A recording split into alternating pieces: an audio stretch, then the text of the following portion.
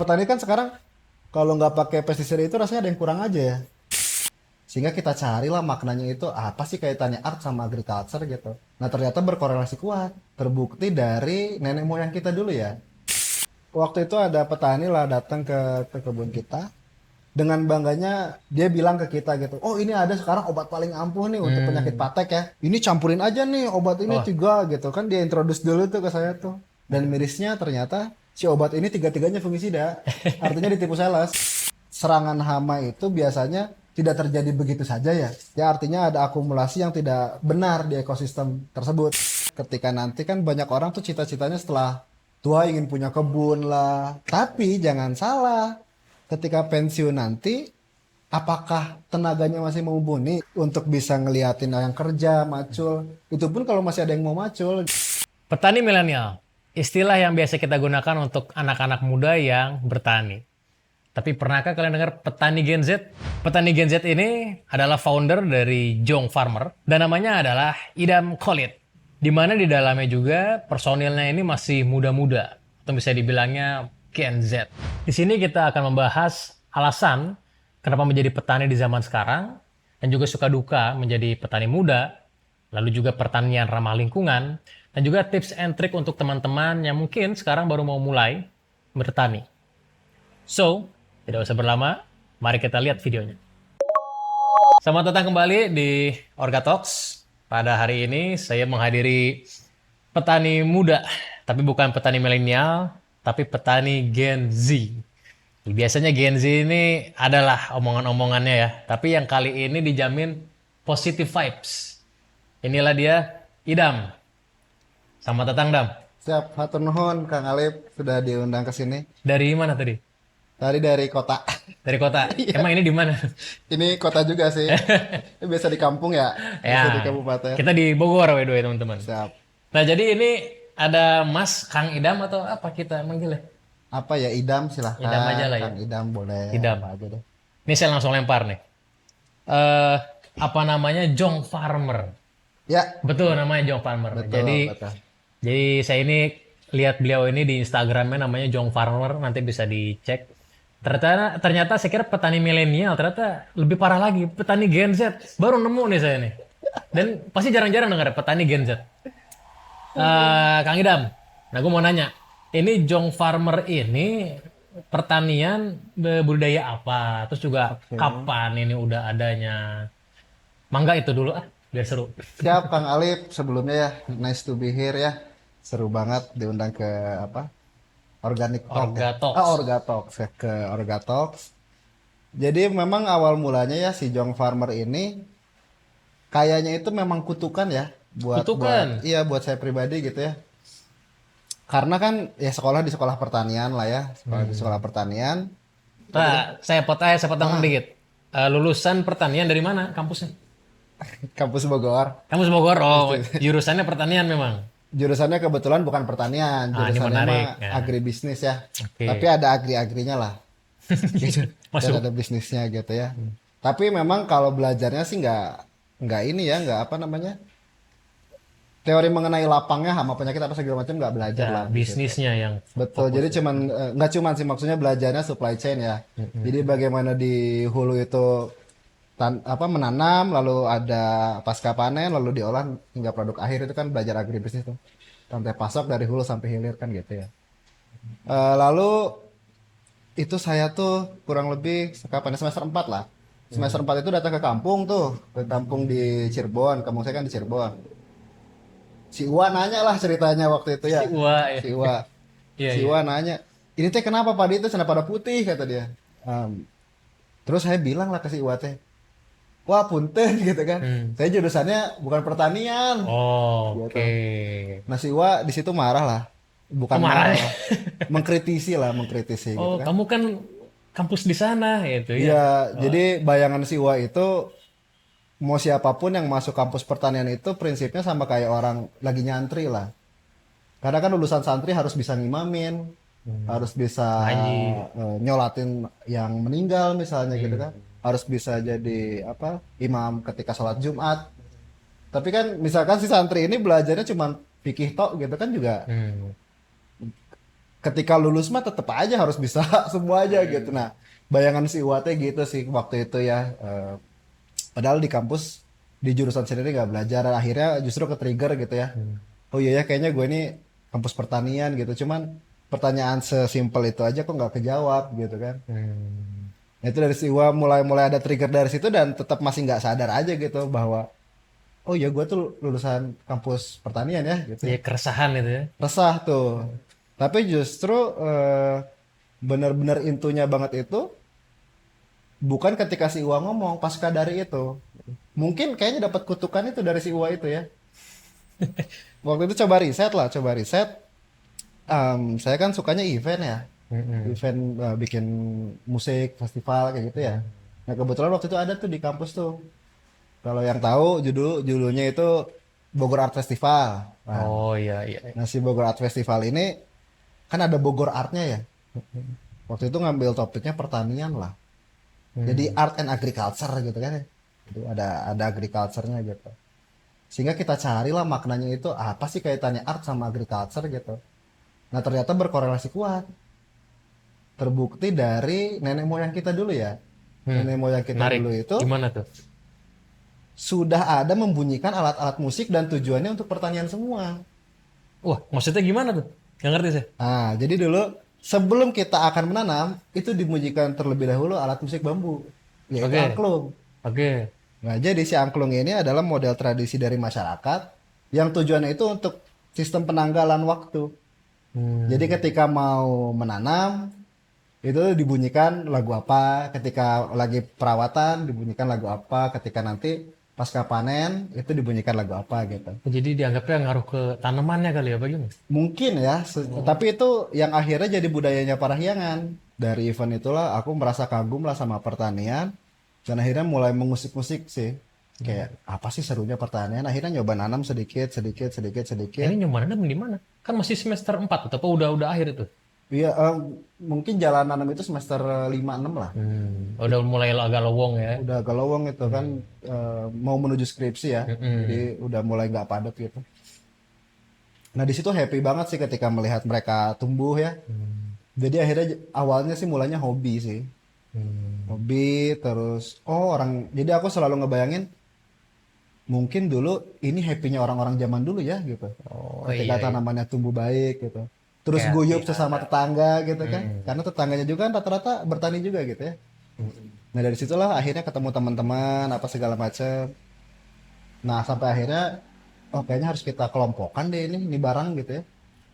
Mudah-mudahan gak cuma aku doang yang tani karena aku pengen mendapat ambience nenek moyang dulu ya yang selalu happy bertani gitu di keadaan sekarang. Sebenarnya itu sih.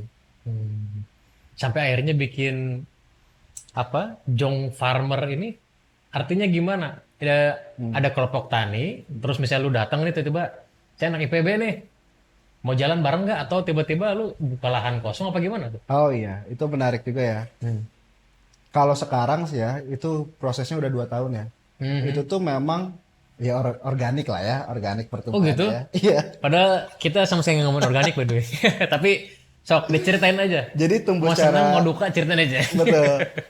Jadi kebetulan banget nih tumbuhnya kita secara kelompok itu organik lah istilahnya. Jadi kita punya passion yang sama, punya keresahan yang sama bahwa iya ya bener ya kata BPS itu 2063 nggak akan ada lagi petani itu bener kayaknya deh Oh gitu. gitu ya. Itu BPS ya. cukup iya itu cukup meresahkan bagi kita dan wah kayaknya kita harus mulai deh gitu. Harus mulai ya entah jadi petani konten yang penting nanam deh gitu. Ya akhirnya nanam, nah terus akhirnya nah beruntungnya si lahan ini dekat kampus beruntungnya ya Di mana itu? di situ gede. Oh Nah, ya, di belakang kampus belakang. persis. Nah ketika ada salah satu penyakit tanaman apa atau bahan-bahan yang kita nggak ngerti itu kita bisa langsung komunikasiin sama kampus.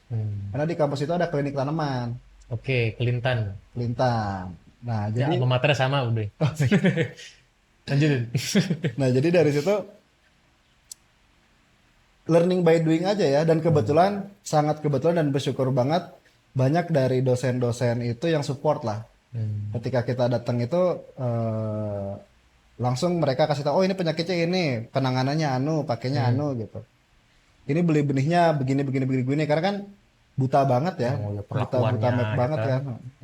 Dan ternyata seiring berjalannya waktu, ya kekompleksan itu sih yang akhirnya kita nikmati ya di tim gitu. Misalnya ketika mau coba menanam, kira-kira di bulan apa dan harus menanam apa itu juga jadi concernnya kita sih di hal-hal teknis kayak gitu ya. Berarti dapat lahannya ini gimana tuh ceritanya itu? Kalau dapat lahannya mah sangat-sangat tidak sengaja ya. Ini bukan orang Bogor kan? Bukan orang Ah, Bogor, tuh by the apalagi way bukan guys. orang Bogor. Gimana ceritanya? Ya guys, aku orang Bandung sesungguhnya guys. Cuman di Bogor itu ada seorang dermawan lah istilahnya ya. Hmm. Ada seorang dermawan yang ingin meminjamkan tanahnya pada awalnya. Hmm. Dan akhirnya dipinjamkan untuk kita apa istilahnya riset lah ya, riset. Dan bagaimana cara menjadi petani yang baik lah ya. Karena kan banyak errornya juga apa segala macam. Akhirnya kita belajar dari orang dermawan ini karena lahannya juga bisa kita gunakan dengan baik. Dan dari situ kita rasa kita bisa lah. Udah deh kita minta terima kasih ke si seorang dermawan ini dan pada akhirnya kita beranikan untuk menyewa lahan. Gitu. Oke, Jong Farm. Jong Itu cerita singkatnya ya. Kenapa Jong? Sebenarnya lebih Ada ke ceritanya tuh. kebetulan juga ya ini kebetulan juga nih. Ah. Kemarin-kemarin itu kan habis Sumpah Pemuda ya. Mm-mm. Nah gitu. Jadi Jong Farmer ini karena si perkumpulannya ini genrenya macam-macam ya. Genre. Apa ini maksudnya genre? Bukan petani jadi maksudnya? Iya petani lah. Oh, Si petani. petani. Maksudnya tuh ada dari orang Sulawesi Selatan ya, dari Enrekang dia namanya Nuge. Terus ada juga yang dari Jawa, ada orang yang dari Sunda. Adatnya beda-beda. Adatnya beda-beda. Ini petani Gen Z semua itu? Petani Gen Z semua. Range umur berapa aja sih Gen Z ini? 20 sampai 25 lah. Wih, muda banget. Iya, iya, iya. Ada berapa orang berarti semua di situ? Kalau setim sekarang ada 5 orang. 5 orang. Oh, tinggal sisanya kerja di situ, daerah situ. Ya, semuanya terus. Oh, jadi berbagai macam daerah, IPB semua? Ada 2 orang dari BINUS. Binus. Tumben. Lulusan apa deh? Teknik Emang ada industri. pertanian ya? Oh, Dan dia industri. kepo juga sih kayaknya sama Jong Farmer. Berarti udah 2 tahun dengan mereka itu berjalan. Sudah 2 tahun sama mereka itu. Oke, ini saya mau nanya yang mungkin kayaknya kesel ini apa idam nih. Kenapa jadi petani? Kenapa nggak jadi pegawai BUMN atau CPNS ya? Nggak nanya nggak gitu.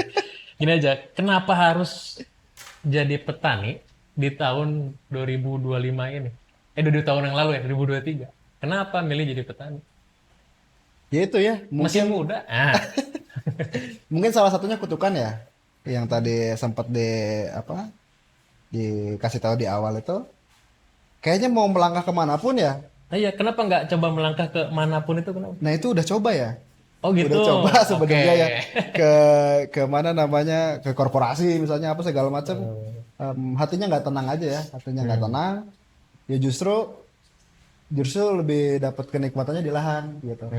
Dan sangat beruntungnya di situ menghasilkan uang juga gitu. Oke. Jadi penghidupan dan akhirnya ya kerja sebebas-bebas gue lah istilahnya gitu di Iya, kebun ya. iya. Kalau gue nggak disiplin ya tanamannya jelek gitu. Jago bosnya gitu. Iya.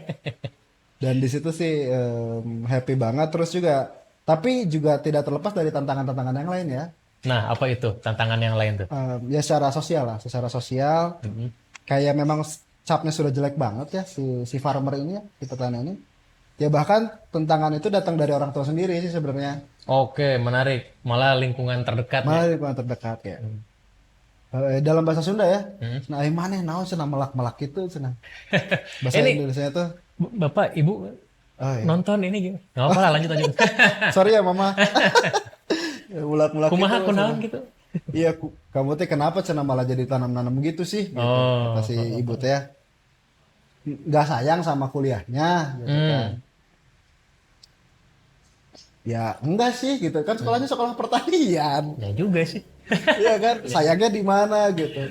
Jadi mungkin bayangan ibu teh jadi ada lah saudara gitu ya yang memang sudah tuanya tuh sakit-sakitan Heeh. dan profesinya petani gitu. Nah, jadi petani-petani yang dibayangkan sama banyak orang tuh yang seperti itu ya. Pacul, terus apa namanya? Setiap malam dikerok gitu ya, gitu-gitu. Jadi mungkin bayangan-bayangan orang tua kayak gitu sehingga mungkin agak shock juga sih ketika melihat anaknya mengambil keputusan jadi petani ya. Karena juga itu ketika apa BUMN itu lagi dibuka, setiap hari itu dia ngasih ini. Oh, ayo atuh Jarkoman daftar WA. dam. Ah, itu dia. Pembukaan ini itu pasti ya. Betul itu. Nyoba nggak? Kan aku nggak mau bohong sama orang tua ya. Coba iya, dan bener-bener Oh, coba. oke. Cuman ya Belum rezeki. belum rezeki emang karena dikerjainnya juga dengan tidak serius gitu. Iya, iya. Tapi kan nyoba ya. Tapi kan nyoba, nggak bohong. Oh, gitu. Jadi orang tua temen gimana temen? Ini fakta menarik banget ya Kang Alif ya. Circle aku teh di kampus ada 10 orang. Oke. Circle teman terdekat mungkin lah ya. teman-teman juga kan ada yang begitu ya. Sahabat lah gitu ya. 8 dari 10 orang ini udah pada masuk bank. Oke. Dan tentunya nggak salah dong. Mm-mm. Nah, orang ke-9 ini sedang mencoba mendaftar bank. Sama bang lagi. Ini lulusan yang sama berarti ya? Lulusan yang sama. Nah, orang ke-10 tinggal aku aja nih di apa namanya di pertanian ya, dan mudah-mudahan ini menjadi jalannya aku gitu di tani ini gitu. Mm. Nah, sebelum kita lanjut ke videonya, saya mau rekomendasikan beras organik yang sudah tersertifikasi.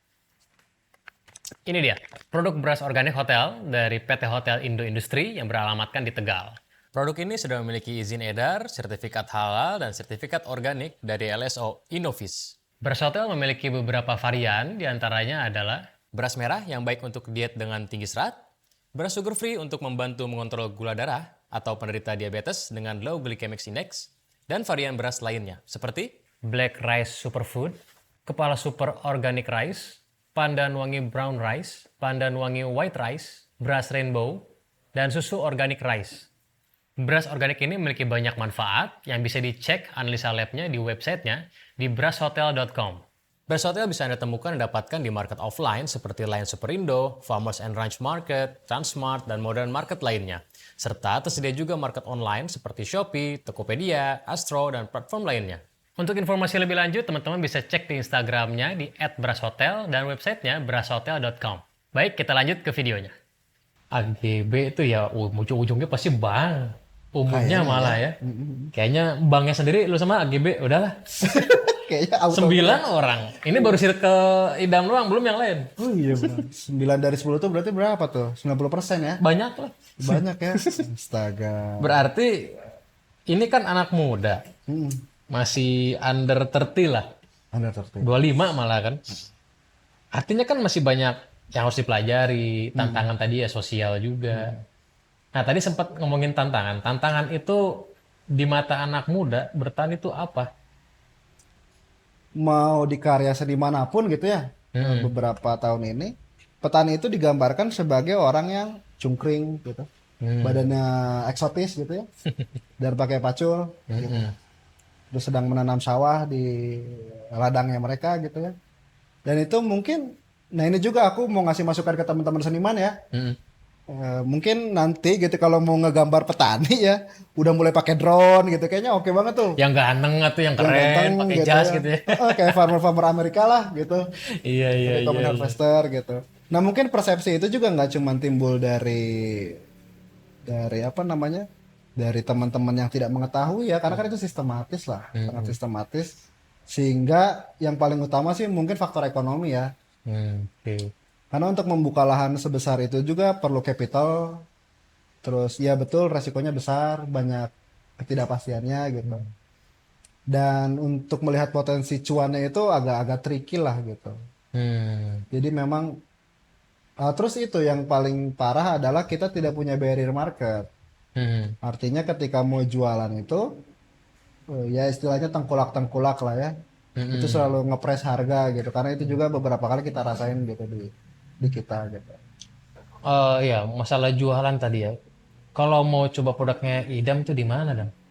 Nah, nanti kita akan ada panen padi ya kebetulan ya. Oh iya, sorry, tadi budidayanya belum kesebut. Apa? Sekarang itu lagi nanam timun, terong, paria, sama padi. Jadi ada aja semuanya di 1 hektar itu ya. Betul, karena kita supaya generate income yang sifatnya harian kan, ada yang harian, Sesuai mingguan, pasar lah ya. tuh. Gimana nanti ada pameran atau apa? Nah, rencana kita akan panen padi itu 1 bulan lagi ya, 1 bulan lagi di bulan November tanggal 20-an lah. November 20-an kita akan mengadakan pesta panen padi lah ya. Jadi bagi teman-teman mungkin nanti yang ingin mencoba padi dan kebetulan organik. Oh, serius. Serius, Ini saya nggak maksa loh. serius. Jadi sebenarnya bukan organik, mungkin biointensif ya. Jadi Semi mungkin ya. semi ya. Sering tuh saya dengar juga semi bahasanya. Jadi kita no pesticide, tapi kalau untuk pemupukan itu masih seimbang ya. Inputnya lah ya. Pemupukan seimbang karena kan dia perlu itu untuk ngebentuk buah dan lain-lain. Tapi kita mengusahakan itu no pesticide. Jadi kita pakai bahan-bahan biointensif, kita pergunakan beberapa apa namanya bakteri strain unggul ya, bakteri strain unggul. Terus kita penggunaan jamur yang jadi lawannya apa hama-hama itu ya. Jadi mudah-mudahan dengan nanti kalau mau pesan itu bisa banget DM Jong Farmer. Nanti akan kita share apa namanya bentuk penjualannya seperti apa. Kita pack sih 5 kilo 5 kilo. Jadi bagi teman-teman nanti yang mau pesan bisa kontak kami aja. Bisa ini di bawah ini ya, di atas ya. Editor bingung. Di mana? Oh, di situ ya. Oke. Adam, ini kan mungkin ada teman-teman yang mungkin udah mulai jalan kayaknya, jadi petani Gen Z. Jadi kayaknya udah nggak valid petani milenial sekarang ya. Petani milenial udah pada punya anak, udah pada gede. Jadi ya kalau sekarang bilang petani muda, ya petani Gen Z nih. Nah, mungkin ada petani Gen Z yang nonton. Ini mereka lagi jalan. Kira-kira ada masalah apa yang biasa sering ditemuin sama Idam, dan kira-kira harus gimana sih anak muda nih? Oke. Mungkin harus kreatif ya di zaman digital ini ya. Artinya gini, untuk menjadi kreatif pun ternyata tidak sebentar masalahnya. Jadi kalau di lahan dan penghidupannya dari tani, memang kita harus kuasain dulu tuh yang disebut microclimate misalnya ya. Jadi di kawasan itu cocoknya untuk ditumbuhi apa, kondisi tanahnya gimana, kondisi hama penyakitnya kayak gimana. Dan itu kita perlu latihan setiap hari sih untuk terus mengamati ada hama apa segala macam. Jadi harus semangat di situ, dan kalau memang kesukaannya di outdoor atau di dunia tani itu jadi challenge yang bagus banget sebenarnya. Nah, terus tantangan yang lainnya adalah dari segi market. Nah, enaknya kalau misalkan kita punya apa namanya istilahnya punya celah ya untuk bisa menghindari tengkulak ya sebisa mungkin kita hindari gitu. Oke, boleh cerita sedikit? Dan jadi Sesulit apa memang untuk menghindari itu? Karena tidak ada akses market yang lain dan satu kali panen itu jumlahnya puluhan tontonan ya. Untuk kali petik timun misalnya kita dapat 500 kilo, dapat seton gitu. Ya juga kan kadang kita bingung ya. Nah, coba itu sparekan untuk sisanya dijual langsung ke end customer misalnya gitu. Sisanya baru ke tengkulak, atau caranya adalah secara sportif kenal sama bandar di pasar. Gitu ya. Kalau itu kita udah dapat ikatan emosional sama bandar, itu enak, bayarannya tuh bisa cash-cashan. Nah, kadang tengkulak ini dia suka menyembunyikan informasi juga. Seperti contoh. Sekarang di pasar lagi banyak barangnya. Oh, harganya. Cuma dibayar 1.000 kayak gitu-gitu kan. Nah, tapi kalau kita punya akses langsung direct ke pasar induk misalnya, itu lebih bagus. Jadi marginnya bisa agak tinggi lah gitu. Cuman memang sangat butuh waktu kenalan sama orang pasar apa segala macam gitu. Atau pakai caranya langsung direct to customers. Jadi dari platform digitalnya itu selalu diinformasikan ke halayak gitu ya, ke teman-teman sosmednya untuk disebutkan bakal panen kapan. Jadi ada sistem PO mungkin. Ada sistem PO. Jadi ada langganan ya di situ. Betul. Karena kalau kita ke tengkulak terus bergennya nggak ada ya. Artinya kita tidak punya kekuatan gitu ya untuk kita bisa menawar mereka, itu agak sulit juga gitu. Atau memang membentuk satu kolektif ya. Nah, terutama nih teman-teman yang ada di Bogor, aku juga pengen banyak belajar lah gitu sama yang udah mulai tanam. Lagi nanam apa, dan barangkali ada yang bisa dikolaborasikan gitu ya. Entah dalam bentuk penjualan atau kolektif secara konten apa segala macam, itu bisa kita obrolkan gitu. Oke, menarik tuh. Jadi yang masih ragu bisa kontak Kang Idam nih di Jong Farmer ya. Yang mau beli juga bisa langsung kontak juga di Instagramnya. Nah, tadi sempat singgung organik ini, Dam.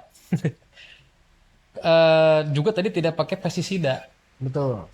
Jadi kan sebenarnya Idam ini ya realistis mungkin di lahannya sesuai kebutuhan di lahan. Jadi mungkin dari segi input masih di mix tapi non pesticide. Kenapa nggak pakai pestisida? Dan Kok masih mau pakai organik, kan udah jelas pakai kimia selesai. Jadi ini ya yang karena ini pengalaman setelah 2 tahun ya mungkin ya.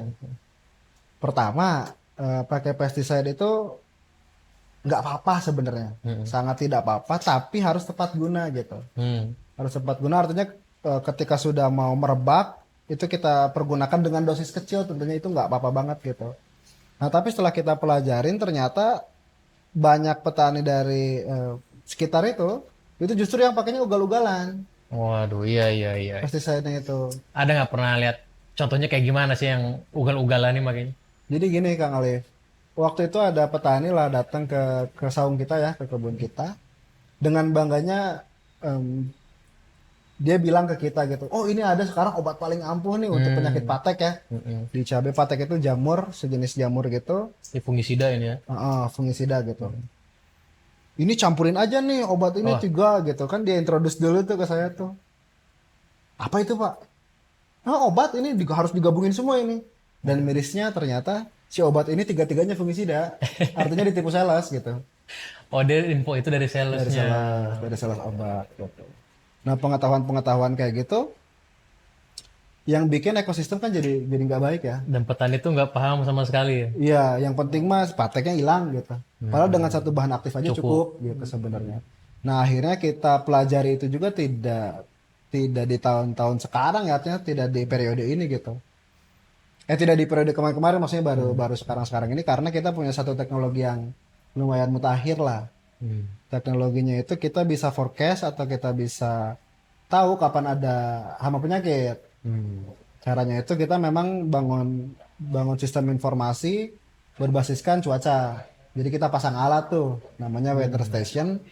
Kita bangun algoritmanya, kita bangun apa namanya inputnya, yang kita teliti apa aja sehingga di beberapa hari ke depan itu cuacanya kira-kira seperti apa sih. Dan dari situ ntar langsung nyambung sama hama penyakit sehingga kita bisa memulai untuk penyemprotan itu artinya dimitigasi duluan lah dengan adanya alat itu ya, Preventif namanya lah ya. betul automatic weather station. Hmm. Dan setelah efektif menggunakan itu ternyata nggak butuh banyak-banyak amat sih pestisida gitu. Jadi nggak setiap nanem flat penggunaannya segitu belum tentu ya. Belum tentu karena kalau begitu di periode selanjutnya pasti nambah dosisnya. Nah, Dan itu pestisida itu termasuk yang agak tinggi di input ya. Mungkin dia ngeluarin 20% sendiri lah dari total biaya itu ya. biaya. Mahal banget Nah, obat-obatan. cuman kan jadinya pertanyaan, Dam. Hmm. Nah, di lahan lo ini kan nggak pakai pestisida. Hmm. Masa hama nggak ada yang ganggu? Gimana tuh? Jadi memang ada trik khususnya ya. Hmm. Karena kita punya data apa namanya data forecast tadi sehingga kita memungkinkan kira-kira di periode mana nih bakal ada hama-hama tertentu gitu. Nah, sehingga tanamannya kita setting betulan.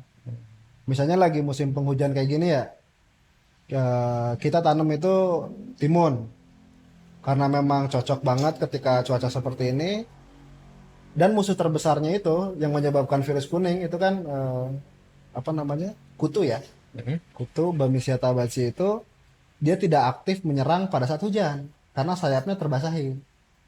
Jadi kemungkinan kita bisa tumbuh dengan optimal itu ya mungkin rate-nya itu di sekitar 70-80% berhasil lah. Karena yang paling bahaya dari timun itu atau sejenisnya gitu itu virus kuning itu ya. Virus kuning itu bisa memakan hampir 50% atau 60% sendiri tuh dari total lahan. Nah, akhirnya kita sesuaikan lah kayak gitu-gitu dan di pinggir-pinggirnya kita bikin tanaman beri ya. Apa contohnya tuh kayak tanaman beri tuh? Kalau di kebun kita sih jagung. Jadi Jagung, sekitarnya kita tanamin jagung duluan gitu. Ini dia produk-produk pupuk hati cair dan pembena tanah dari PT Indorea Mitra Persada 168 yang beralamat di Yogyakarta. Produk-produk ini sudah tersertifikasi organik Indonesia oleh Innovis dan bersertifikat internasional oleh Control Union berstandar Euro dan USA, serta sudah mendapatkan sertifikat ISO 9001. Di samping saya sudah ada 5 jenis produk. Yang pertama, Extragen, pupuk hayati cair, yang cocok diaplikasikan di lahan ekstrim. Kemudian ada Humigen, pembenda tanah yang dapat memperbaiki kualitas fisik, kimia, dan biologi tanah. Serta Biogen, Exosplan, dan Naturegen. Soal hasil, tentu saja tidak perlu diragukan. PT Indorea Mitra Persada 168 sudah berproduksi sejak tahun 2006, hampir 20 tahun. dan bahkan sudah ekspor ke beberapa negara, salah satunya Arab Saudi. Untuk informasi lebih lanjut, teman-teman bisa cek di Instagram @ptimp168 dan website imp168.id. Untuk lebih detail, dapat dilakukan di WhatsApp admin di nomor berikut. Oke, kita lanjut ke videonya. Ini barrier tuh maksudnya gimana? Prinsip kerjanya si barrier jagung ini gimana? Jadi di tengahnya itu tanaman timun, di sekeliling timun itu tanaman jagung. Biar apa? Serangga tidak masuk atau Betul, kontaminasi atau apa? betul. Jadi hama-hama yang ada di luar itu minimal hinggap dulu ke jagung Oke. sebelum masuk ke timun, dan juga sebagai pemecah angin ya, sebagai pemecah angin, sehingga diharapkan tanaman itu tidak runtuh cepat lah. Gitu. Karena kan sekarang ekstrim banget ya, Ya, cuaca cuaca sekarang ya. sekarang. Oh, jadi ya sekeliling lahan 1 hektar itu ya jagung kayaknya ya. Jagung di sekelilingnya, betul. Jadi ini sebenarnya ada apa namanya desain ya, desain atau rumus ya tadi. Jadi tidak asal langsung tanam, Betul. panen. Jadi dari sebelum tanam pun udah didesain dari apa tadi barrier, Betul. terus jadwal tanam, dosis disesuaikan masaknya, kondisinya ya. Nah, artinya di situ komoditi yang ditanam itu berarti rotasi terus ya. Rotasi terus. Nah, artinya ada pemutusan ini juga siklus hama ya. Siklus sama, tepat sekali. Jadi salah satu pun itu jadi penyebab juga ya, Oh, iya, betul. tidak penggunaan pestisida. Betul. Artinya tadi kan ada penggunaan selain tidak menggunakan pestisida, tadi ada penggunaan apa? Bakteri apa Oh jamur iya, tadi? bakteri ya. Berarti pakai itu. Pakai itu. Contohnya apa aja tuh? Kalau misalnya di sayur apa, di padi apa? Jadi kalau di sayur itu ada namanya, aku lupa ya nama bakterinya apa. Jadi tugasnya si bakteri ini adalah untuk menginduksi ke tanaman. Dipakai ketika, kan itu kita nanam dari mulai benih ya. Nah, itu dari mulai benih itu direndam dulu seharian pakai bakteri itu tuh. Oke, ada perlakuan dulu lah ya. Dikasih perlakuan sehingga nanti harapannya kayak kalau di kita mah vaksin sebenarnya.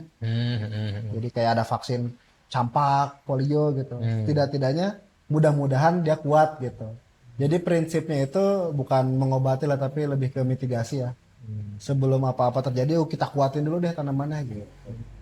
Kalau di padi udah datang hama, walang sangit, wareng, diapain biasanya? Kalau itu kan serangan hama itu biasanya tidak terjadi begitu saja ya. Ah, menarik. So, Ya kan? jelasin gimana maksudnya. Serangan hama itu tidak terjadi begitu saja, artinya ada akumulasi yang tidak benar di ekosistem tersebut gitu. Sehingga istilahnya apa sih, mata rantai si siklus apa namanya, Siklus hidup serangganya. hidup serangganya itu kan jadi tidak baik ketika ada hewan yang mati misalnya, atau ada hewan yang harusnya niat pestisidanya itu untuk hewan tertentu doang atau bakteri tertentu doang atau serangga tertentu doang, itu malah kena yang lainnya. Yang maksudnya serangga bermanfaat. Heeh. Oh, musuh alami. Musuh alaminya tuh ikut kesemprot juga gitu. Nah, artinya ketika penggunaan si pestisidanya atau juga herbisida ya, sekarang banyak banget, masif banget, itu semakin semakin getol gitu. Petani kan sekarang kalau nggak pakai pestisida itu rasanya ada yang kurang aja ya. Ya kan? Obat mujarab Ya, dibilang. udah jadi candu ya, Ya, gitu, iya, iya. petani-petani ini. Nah, hal itulah yang terus terakumulasi bertahun-tahun sehingga ada mata rantai yang putus, entah di beberapa serangganya, sehingga ada serangga yang mendominasi di situ gitu. Nah, kayak misalkan kalau di Pantura ya ada yang disebut hama penggerek batang padi itu. Itu kalau udah ada serangan itu mengerikannya luar Ini ya, biasa. sekampung datang ya. Sekampung dia. Merusak 80% dari populasi tanaman kan. Jadi nanam sehektar itu harusnya dapat 8 ton, dia cuma dapat seton.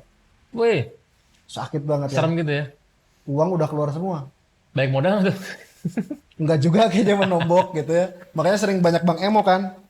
Di petani-petani itu kan. Aduh, serem Laku banget. lah ya di situ ya. Mm-mm. Menarik nih, petani masih muda. Ini kan artinya udah berbisnis lah ya. Di samping pertanian. Bisnismen lah wirausaha. Boleh nggak? Mungkin kasih tahu teman-teman di sini, terutama yang Gen Z. Mungkin Gen Z ada yang sekarang udah kerja, pegawai atau apa, pengen tahu penghasilan di sini menjanjikan nih. Ya cukup lah. UMR Ya UMR lah, UMR. Tadi fluktuatif juga sih ya. Nah itu. Mengikuti musim Kadang ya. bisa 2 kali lipatnya UMR atau 3 kali lipatnya. Tuh kan. Nah, artinya resikonya juga sama, segitu juga gitu. Oke. Tapi ya harus pintar-pintar aja ya. Berarti manajemennya tadi ya. Manajemennya. Dan sebisa mungkin sih direct to Hmm. customer-nya harus dipetakan lah. Berarti definisi kerja keras kalau di sini akan kepake dengan nanti penghasilan lebih tinggi. Iya, Kalau di korporat kan mau kerja keras mau kerja ringan segitu aja kan. segitu-gitulah ya. Gak ngejek lah sama-sama aja. Ini buat teman-teman yang mau kira-kira. Ya guys. Gitu. Ya kan karena apalagi jurusan AGB atau mungkin teman-teman yang umumnya di jurusan ekonomi kan umumnya pasti pengen berusaha lah, Betul. bisnis lah. Betul. Nah ini ada contohnya yang di bidang pertanian di saat yang lain coffee shop, jadi gitu. Iya lagi gitu. Iya lagi, Nah, iya lagi. Dam, Hah? nggak kerasa juga nih kita ngobrol udah berapa lama nih, setengah jam lebih ya. Oh iya. Wah, seru banget. Kira-kira Dam, ini anak muda, petani, jarang ditemukan, kebetulan deket rumah nih kita nih. Iya bener. Ada pesan nggak untuk teman-teman? Mungkin tidak petani Gen Z aja, mungkin ada petani milenial bahkan boomer juga nih, pengen mulai bertani. Oh, Kira-kira awalnya harus apa, Dam? Monggo. Oke. Nah, untuk memulai bertani itu lebih ke panggilan aja ya. Panggilan dan kalau saya sendiri sih karena suka kegiatan outdoor, sehingga itu yang terus menjadi amunisi gitu ya. Dan tidak ada cara yang benar tentunya ya, dan tidak ada cara yang salah. Tapi percayalah gitu ya, ketika nanti kan banyak orang tuh cita-citanya setelah tua ingin punya kebun lah, ingin punya apa Orientasinya untuk pensiun. untuk pensiun. Nah, tapi jangan salah, ketika pensiun nanti, apakah tenaganya masih mumpuni gitu? Untuk bisa ngeliatin yang kerja, macul. Itu pun kalau masih ada yang mau macul gitu. Di zaman itu ya. Dalam tuh. Betul. Jadi ya nggak apa-apa sih untuk berinvestasi atau bermanifestasi gitu ya. Ah, udah tua, gue udah lulus dari korporasi, dari BUMN gitu ya. Pensiun, gue pengen punya kebun. Ya mulai diulik dari sekarang kalau cita-citanya kayak gitu. Karena khawatirnya umur 45, umur 50 nanti justru nggak ketenagain fit lagi. gitu, nggak fit lagi. Dan masalah di pertanian itu cukup kompleks. Nah, aku juga happy dapat kesempatan bertani ini sekarang gitu ya. Karena tenaganya masih muda, masih ekstra. Nah, sehingga harapanku kepada teman-teman itu ketika nanti teman-teman yang dari BUMN gitu ya, pensiun, ya mudah-mudahan bisa kontak aku gitu. Udah gimana sih kebun untuk sharing-sharing apa segala macam. Karena yang aku senang dari pertanian itu sebenarnya ambience-nya, Kang Ali.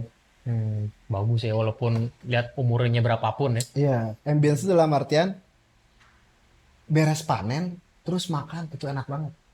Oke, ya saya juga sering begitu kalau udah capek, kelelahan, panas, terik segala macam, duduk ngeliwet deh. Kelihatan. Wah, Dan di posisi itu aku rasa itu istilahnya hanya di dunia itulah aku merasa senyum-senyum mereka tuh tulus gitu.